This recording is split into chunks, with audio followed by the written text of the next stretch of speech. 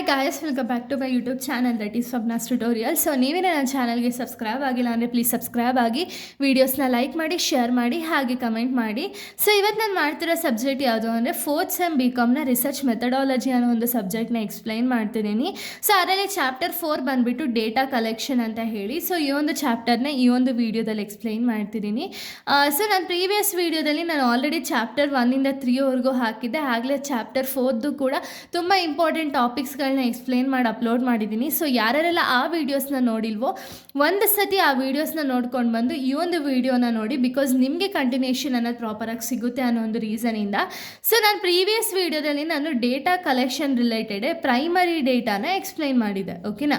ಅಂದರೆ first hand data ಅಂತಲೂ ನಿಮ್ಗೆಲ್ಲರಿಗೂ ಗೊತ್ತಿದೆ. ಸೊ ಇದು ಬಂದುಬಿಟ್ಟು ರಿಸರ್ಚರು ಡೈರೆಕ್ಟಾಗಿ ರೆಸ್ಪಾಂಡೆಂಟ್ಸಿಂದ ಇನ್ಫಾರ್ಮೇಷನ್ ಅನ್ನೋದನ್ನ ಕಲೆಕ್ಟ್ ಮಾಡ್ತಾರೆ ಅಲ್ವಾ. ಈ ಒಂದು ವೀಡಿಯೋದಲ್ಲಿ ನಾನು ಸೆಕೆಂಡರಿ ಡೇಟಾ ಬಗ್ಗೆ ಕಂಪ್ಲೀಟ್ ಇನ್ಫಾರ್ಮೇಷನ್ನ ಈ ಒಂದು ವೀಡಿಯೋದಲ್ಲಿ ನೋಡ್ತಾ ಹೋಗೋಣ, ಓಕೆನಾ.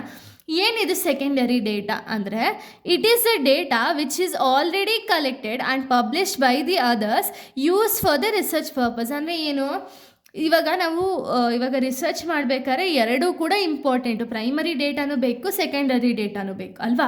ಸೊ ಪ್ರೈಮರಿ ಡೇಟಾಗೆ ನಿಮಗೆ ಗೊತ್ತಿರೋ ಹಾಗೆ ತುಂಬ ಟೈಮ್ ಅನ್ನೋದು ಕನ್ಸ್ಯೂಮ್ ಆಗುತ್ತೆ ಅಲ್ವಾ. ಸೊ ಅವಾಗ ಏನು ಮಾಡ್ತಾರೆ, ಸ್ವಲ್ಪ ಇನ್ಫಾರ್ಮೇಷನ್ನ ಪ್ರೈಮರಿ ಡೇಟಾದಿಂದ ತೊಗೊಂಡು ಇನ್ನು ಸ್ವಲ್ಪ ಇನ್ಫಾರ್ಮೇಷನ್ ಏನು ಮಾಡ್ತಾರೆ ಅಂದರೆ, ಆಲ್ರೆಡಿ ಕಲೆಕ್ಟ್ ಆಗಿ ಪಬ್ಲಿಷ್ ಆಗಿರುತ್ತಲ್ಲ, ವೆದರ್ ಆರ್ಟಿಕಲ್ಸ್ ಆಗಿರ್ಬೋದು, ಬುಕ್ಸ್ ಆಗಿರ್ಬೋದು, ನ್ಯೂಸ್ ಪೇಪರ್ಸ್, ಇಲ್ಲಿಂದ ಏನು ಮಾಡ್ತಾರೆ ಅಂದರೆ ಇನ್ಫಾರ್ಮೇಷನ್ ಅನ್ನೋದನ್ನ ತಗೊಂಡು ಆ ಇನ್ಫಾರ್ಮೇಷನ್ನ ರಿಸರ್ಚಲ್ಲಿ ಯೂಸ್ ಮಾಡ್ಕೊಳ್ತಾರೆ, ಓಕೆನಾ. ಅದನ್ನು ನಾವು ಸೆಕೆಂಡರಿ ಡೇಟಾಸ್ ಅಂತ ಹೇಳಿ ಕರಿತೀವಿ. ಸೆಕೆಂಡರಿ ಡೇಟಾಸಲ್ಲೂ ಸ್ವಲ್ಪ ಟೈಪ್ಸ್ಗಳಿದೆ. ಯಾವುದ್ಯಾವುದು ಅಂತ ನೋಡೋದಾದರೆ, ಗೌರ್ಮೆಂಟ್ ಪೋರ್ಟಲ್ಸ್ ಅಂದರೆ ಏನು. ಸೊ ನೋಡಿ, example MOSPI, ministry of statistics and programme implementation. So ಇಲ್ಲಿ ನಮ್ಗೆ ಏನೇನೆಲ್ಲ ಡೇಟಾಸ್ನ ಪ್ರೊವೈಡ್ ಆಗುತ್ತೆ ಅಂದರೆ, national statistics, surveys, census data ಇದೆಲ್ಲ ಪ್ರೊವೈಡ್ ಆಗುತ್ತೆ. ಈ ಡೇಟಾನ ನಾವು ಬೇಕಾದ್ರೆ ಕಲೆಕ್ಟ್ ಮಾಡಿಕೊಂಡು ರಿಸರ್ಚಲ್ಲಿ ಯೂಸ್ ಮಾಡ್ತಾ ಹೋಗ್ಬೋದು, ಓಕೆನಾ. ನೆಕ್ಸ್ಟ್ RBI ಇಂದ ಬ್ಯಾಂಕಿಂಗು, ಇನ್ಫ್ಲೇಷನ್ನು ಅಥವಾ ಫಿನಾನ್ಷಿಯಲ್ ಸ್ಟ್ಯಾಟಿಸ್ಟಿಕ್ಸ್ ಏನಿದೆಯಲ್ಲ ಆ ರಿಲೇಟೆಡ್ ಇನ್ಫಾರ್ಮೇಷನ್ನ ತೊಗೋಬೋದು. ಅದನ್ನು RBI ಇಂದ ತಗೊಳ್ತಾರೆ. ನೆಕ್ಸ್ಟ್ ಸೆಬಿಯಿಂದ stock market and corporate data ಏನಿದೆಯಲ್ಲ ಇದರಿಂದ ಕೂಡ ಒಂದು ಕಲೆಕ್ಟ್ ಮಾಡಿಕೊಂಡು ರಿಸರ್ಚಲ್ಲಿ ನಾವು ಇದನ್ನು ಇಂಪ್ಲಿಮೆಂಟ್ ಅಥವಾ ಯೂಸ್ ಅನ್ನೋದನ್ನ ಮಾಡ್ತಾ ಹೋಗ್ಬೋದು, ಓಕೆನಾ. Next research reports and industry bodies ಅಂದರೆ ಏನು, CMIE, centre for monitoring Indian economic and industry report ಅನ್ನೋದು ಸಿಗುತ್ತೆ ಇಲ್ಲಿ ನಮಗೆ. ನೆಕ್ಸ್ಟು ASSO, CHAM ಅಲ್ಲಿ ನಮಗೆ industry service and policy report ಅನ್ನೋದನ್ನ ನಮಗೆ ಇಲ್ಲಿಂದ ತೊಗೋಬೋದು.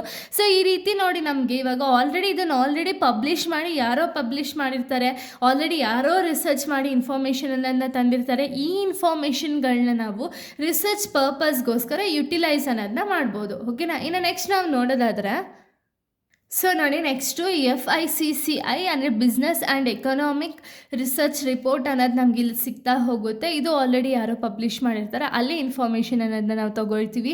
ಅಥವಾ ಅದರ್ ಸೋರ್ಸಸ್ಸಿಂದ ಅಂದರೆ journals, news paper, book. So ಇಲ್ಲಿಂದ ಏನಾಗುತ್ತೆ ಅಂದರೆ ನಾವು ಇನ್ಫಾರ್ಮೇಷನ್ ಅನ್ನೋದನ್ನ ಕಲೆಕ್ಟ್ ಮಾಡ್ಕೋಬೋದು. ಹಾಗೆ ಇದನ್ನು ನಾವು ರಿಸರ್ಚ್ ಅನಾಲಿಸಿಸ್ಗೋಸ್ಕರ ಯುಟಿಲೈಸ್ ಅನ್ನೋದನ್ನ ಮಾಡ್ಕೋಬೋದು, ಓಕೆನಾ. ಇನ್ನು ಈ ಒಂದು ಸೆಕೆಂಡರಿ ಡೇಟಾದಿಂದ ಏನೇನೆಲ್ಲ ಅಡ್ವಾಂಟೇಜಸ್ ಆ್ಯಂಡ್ ಡಿಸ್ಅಡ್ವಾಂಟೇಜಸ್ ಇದೆ ಅಂತ ಹೇಳಿ ನೋಡೋದಾದರೆ, ಅಡ್ವಾಂಟೇಜಸ್ ಬಂದುಬಿಟ್ಟು ಪ್ರೈಮರಿ ಡೇಟಾ ಕಂಪೇರ್ ಮಾಡಿದ್ರೆ ಈ ಒಂದು ಡೇಟಾ ಬಂದುಬಿಟ್ಟು ನಮ್ಗೆ ಈಸಿಯಾಗಿ ಸಿಗುತ್ತೆ.